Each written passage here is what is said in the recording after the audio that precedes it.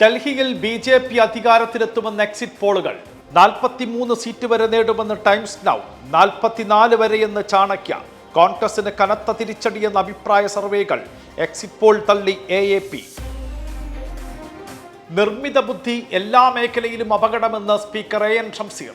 Zuckerberg techno feudal, Elon Musk രണ്ടാമത്തെ ജന്മിയെന്നും ഷംസീർ. പത്തനംതിട്ടയിൽ നടുറോഡിൽ കുടുംബത്തെ അകാരണമായി മർദ്ദിച്ച സംഭവത്തിൽ പോലീസുകാർക്ക് സസ്പെൻഷൻ. SI S ജിനു അടക്കം 3 പേരെ സസ്പെൻഡ് ചെയ്തു. നടപടി DIGയുടെ നിർദ്ദേശപ്രകാരം. നരേന്ദ്രമോദിയുടെ കുംഭമേളയിലെ കുളി പതിവ് നാടകമെന്ന് കോൺഗ്രസ്. ആത്മീയത കൊണ്ട് രാഷ്ട്രീയം കളിക്കുകയാണെന്ന് വിമർശനം.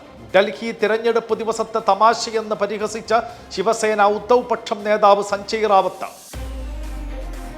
മുംബൈയിൽ 8 കോടി രൂപയുടെ ഓഫീസ് കെട്ടിടം സ്വന്തമാക്കി സണ്ണി ലിയോൺ. പുതിയ ഓഫീസ് ഒഷിവാരയിലെ 1/2 ഏക്കറിൽ സ്ഥിതി ചെയ്യുന്ന വീർ സിഗ്നേച്ചർ കെട്ടിടത്തിൽ. അമിതാഭ് ബച്ചൻ, അജയ് ദേവ്ഗൺ, സാറാ അലി ഖാൻ എന്നിവർക്കും ഇതേ കെട്ടിടത്തിൽ പ്രോപ്പർട്ടികൾ.